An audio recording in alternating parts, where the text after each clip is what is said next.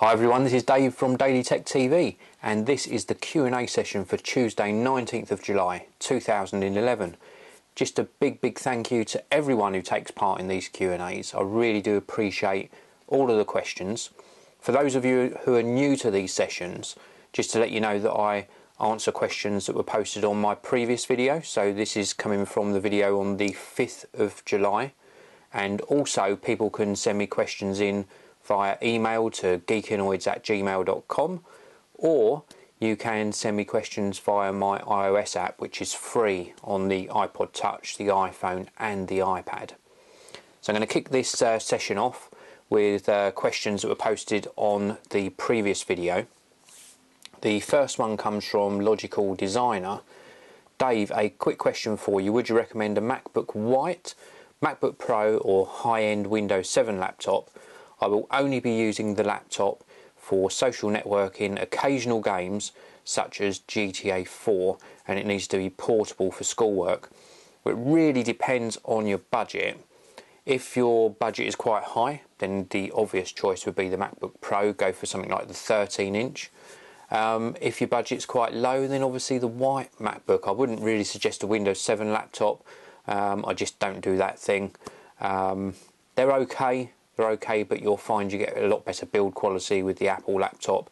It'll probably last you a lot longer as well. Apple laptops seem to run the latest operating system a bit more smoothly for a longer period of time than a Windows 7 based laptop. Both are good though. If you really want to live in the Windows world, then a Windows 7 based laptop will be fine. One thing to also consider, if it's only for occasional gaming, is the MacBook Airs are due for a refresh really soon, and they're probably going to be getting Core i7 or Core i5 processors, so that could be an option for you. So thanks very much for that question. Next one is from eCartman12. Do you think the iPhone 5 will be released next year? Because if it were to release this year, it would be released alongside iOS 5. Also, do you think rumours are true that Apple are not going to release an iPod Touch 5? If they don't release it, they better give us something better in its place. Dealing with the iPhone 5 question first, definitely this year. If Apple left it till next year, they're going to be so far behind the dual core based Android handset, so it's definitely going to be this year. My bet is it's going to be around about September I think the 8th, something like that, or certainly the first 2 weeks in September. With regards to the iPod Touch, the next generation, there have been rumours floating around that the iPod Touch is going to get 3G, so you're going to be able to put a SIM card in there like you can with the iPad. I think that's definitely going to happen. Definitely. It'll be data only, it won't be voice, although you will be able to use VoIP applications. So brilliant question. This one always makes me smile. These usernames. Chuck E. Cheese Nuke, great name. Great Q&A, thank you. Do you think Nokia's partnership with Microsoft's Windows Phone 7 will prove popular and to be a success? Nokia have great hardware, I agree, but Symbian isn't the greatest, so they need a new OS on their handsets. Well, I think it's the Nokia, I'm going to get the model number wrong, the Nokia N8 that has been exposed as being the sort of flagship Windows Phone 7 handset, and I want to get one. Absolutely awesome piece of hardware. I do like Nokia handsets, but the software, you are right, that Symbian software was really letting the side down. So I'm mega excited, and although I liked Windows Phone 7, I wasn't a big fan of the HTC Mozart that I reviewed, and there are a few others. And if Nokia can do this right, then why not? I think it'd be a great success. Next one is from Harry Co 4. What camcorder would you recommend for my YouTube videos under $300? Well, under $300 is a big ask. What I would look at is maybe Panasonic SD60, Panasonic SD90, although that SD90 might be above your budget. Or if not, you're going to have to look at maybe some of these handheld pocket cams like the Kodak PlaySport ZX5.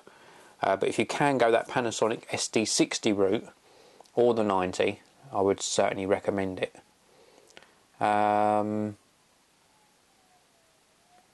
Next one is from well, I'll take this one anyway because they're all valid. Jack Inho 24. Did you like It's Me Morpheus when he made videos, and do you think he will return? To be honest, I only watched a few. Very good, and not sure if he will return. Zero, my name is Jason Zero. Do you hate it when people stand on your foot in the supermarket? Yes, but it's worse when they actually run it over. Just going back to that It's Me Morpheus question, to be honest, I'm not really quite clued up on the videos that he used to make. I know I should know. So fill me in, give me some links, and I'll have a look.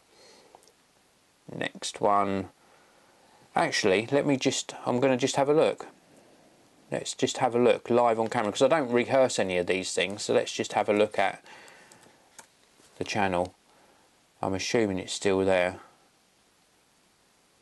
Wow, yeah, it's got some good videos. See, I don't even know the background behind this guy, but certainly some good content there. I hope that's not a trick question. But anyway, moving on.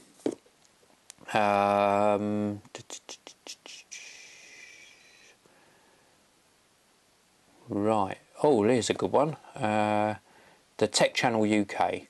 Dave, when you had your Desire HD, did you have a problem with the phone not working on 3G but working on HSDPA? My Desire HD only seems to work on HSDPA. Is there anywhere I can go for help? Also, how do I sponsor one of your videos? Right, when I had my Desire HD, no problems at all with 3G connectivity. So can't really help you on that front. The only thing I would suggest is looking on the forums, contacting your network provider, ask them why, ask them for a solution. There might be an update or an app or a sort of little fix that can help. So yeah, have a look at the forums. Android Central is probably a good place to start. How do I sponsor one of your videos? Email me, geekanoids@gmail.com, or head on over to the Geekanoids website at geekanoids.co.uk, and there is details on there. It's under the partner tab at the top of how you can sponsor a video. And the next question is from MacMike1000. Do you think Apple should remake their Apple Bluetooth headset like what they did back in 2007 with the first gen iPhone was released? Also, do you think Apple should release an external HD eyesight like the one they discontinued a few years ago? Right, well, the Bluetooth headset, why not? They obviously didn't re-release it because it probably wasn't that popular. There are a lot of choices around for Bluetooth headsets. But yeah, I'd like to see Apple do another one. With regards to the eyesight, most definitely yes. I know Apple are moving into including an eyesight into all the devices they make, including the monitors, laptops, etc. And of course the iMac range. But yeah, there are a lot of people, myself included, you can see behind me, I haven't got Apple monitors, couldn't afford them, so I would love to have the quality of an eyesight HD camera. I've got my Logitech C910, which I use, which is really good quality. But yeah, if Apple re-released their camera, I'd definitely get one to have a look at. I never experienced the first one, but I would certainly like to get hold of one. Last one, here we go. Why am I fan 2010? Hi Dave, great vids, thank you. I was wondering whether you think the HTC Desire HD is still a good phone. Well, yeah, I mean, I didn't slate it, but I did expose that although I was initially really impressed with it, that I did have battery issues. But do I think it's still a good phone? Totally. It's a 1 GHz processor, very nice screen, nicely built. So if you can replace the battery with maybe a higher rated battery now, or manage your battery use better than I did, then yeah, it is still a great phone. So that's all of the questions on the video. Now I'm going to answer some questions I received via the iPhone, iPod and iPad application, and also ones I've received via email. So the first one is from Andrew. Can I just say thanks for the February competition? No problem. My questions are: what would be the best iPod Touch 4G case for under £20, and what is your favourite tablet at the moment apart from the iPad 2?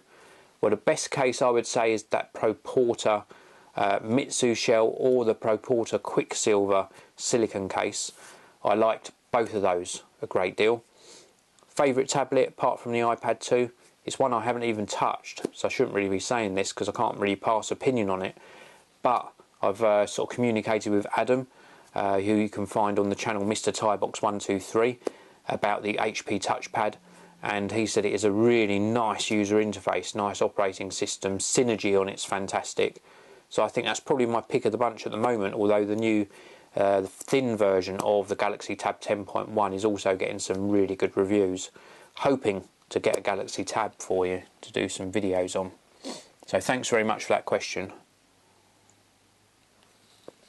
What is this next one from Daniel? What do you think's missing from iOS 5 beta? Multi-touch gestures, a bit more of that, although there is some talk that they have put multi-touch gestures for accessibility in the iPad 2, something like that. But on the iPhone, when I tried it, and the iPod Touch, I just was disappointed it didn't have multi-touch gestures built in. Also, what secrets do you think Apple are keeping about it to show in the September keynote? Well, sorry to disappoint, but I've got no idea. Maybe they just add a few bells and whistles. I don't think it'll be anything too far away from what we've seen in the beta. Next one is from Viola. Hi Dave, love your videos, thank you. I just wonder what you think of Google predictions. Can it compete with Facebook? Well, I think you're referring to Google Plus. It just says Google in your email. It's okay. It seems to be a bit of a mishmash at the moment. It seems that anyone can add you into their circles. But I can see it progressing into something nice. They need to add some more interaction features just so you can see who's where a little bit more. I just think it's all a bit mixed up at the moment for me. Can it compete with Facebook? It will take a heck of a lot for it to compete with Facebook's 750 million users. But great question. James next. My question is, I want to add Google AdSense adverts to my website. I just want to know how easy it is to make money from Google AdSense. How much can you make from 1,000 clicks of your ads, etc. And how much can you make from AdSense ads on YouTube? Well, this is a really difficult question to quantify. Google Ads on websites first. Now, I've got my Geekanoids website, Visbox TV, and also ads that appear in my URL shortener. Now, I can't tell you how much per 1,000, but if I give you an idea that I make maybe £7 to £20 a month on Google AdSense ads, that gives you some idea of how much you're going to get. And it varies so much for 1,000 clicks. I really can't tell you because it does just vary on a daily and weekly basis. How much can you make from AdSense ads on YouTube? Well, that is a different thing entirely. It really depends on your viewing figures. Some of the top earners on YouTube, mainly based in the US, but earn like $100,000 to $200,000 a year. So there is some big money to be made if you make good content. So I hope that's helped you. I know it hasn't answered you exactly, but it is just so difficult to actually give you an accurate answer. Next one is from Jason, Ralph Lauren or Lyle and Scott. Ralph Lauren. Next one, Jared. Love the videos, thank you. 2 questions. Why won't my iPod 2nd gen upgrade to 4.3? I'm not 100% sure. I just don't think from memory and I can't store everything up here, but I don't think it's supported. Do you like the Black Eyed Peas? Absolutely love them. They're on all of my iDevices, and really fantastic. It says here that you've seen them in concert. I would love to see Black Eyed Peas live in concert. Next one is from Connor. Do you believe the iMac is worth the price tag in comparison to other PCs, or are you just paying for Apple's premium branding? No, I think the iMac is worth every penny. Fantastic screen, fantastic price point, and in these latest Core i5 and i7 ones, absolutely awesome with regards to performance. So yeah, I definitely think it's worth every penny. John, do you have any pets? And if so, do you have a cat or dog, etc.? Also, between cats and dogs, which one is your favourite? Don't have any pets. Out of cats and dogs, I would probably choose cats, but I'm not a pet person. Sorry. Jared, another question. Why is the design on the home button of iOS devices a rounded square? No idea, mate. Sorry. Next one from Andrew, and I think this is the last one. Last question for this week's Tech Q&A. Andrew says, I'm currently using a Phone Devil matte clear iPhone screen protector. The product is good, though quite expensive. I find that the protector does impact negatively on the image quality. Can you tell me what to use or recommend? And then it ends, I'm guessing, an alternative. So what I use on my device is the Griffin Matte Screen Care Kit. It's a matte protector. It does impact on quality a little bit, in percentage wise between say 1 and 5%, if that, probably 1%. Absolutely fantastic quality, very easy to apply, and I much prefer the matte finish than the clear glossy. It just allows your finger or your thumb to glide across the screen of your device a lot better than a gloss one. So yeah, Griffin Matte Screen Care Kit. So that's it for this Q&A. Thank you very much to everyone who has sent in questions. And before I finish off, another drink of my drink. You can find me on youtube.com/DailyTechTV. You can also find me on youtube.com/Geekanoids. Don't forget, there is also new Facebook page for Geekanoids, which is Geekanoids with a 0 instead of the O at the end. And also a new channel just starting up for me, youtube.com/iOS app TV. Now that particular channel is going to be a community driven channel, so I'm going to be putting videos on there myself, but I want you guys, if you like using iOS apps, games, business, utilities, social networking, anything that you like, and you want to share a video, then get in touch with me. Just pop me an email through. I'll send you full details of how you can actually submit videos for this channel. So just either email me at geekanoids@gmail.com or iosapptv@gmail.com, and I'll get back to you with the full details. If you've got any more questions for the next Q&A, leave them in the comments of this video, or send me an email with Tech Q&A in the subject, or pop me a question through from my iOS app. Thank you very much for watching. I'll see you all again in the next video.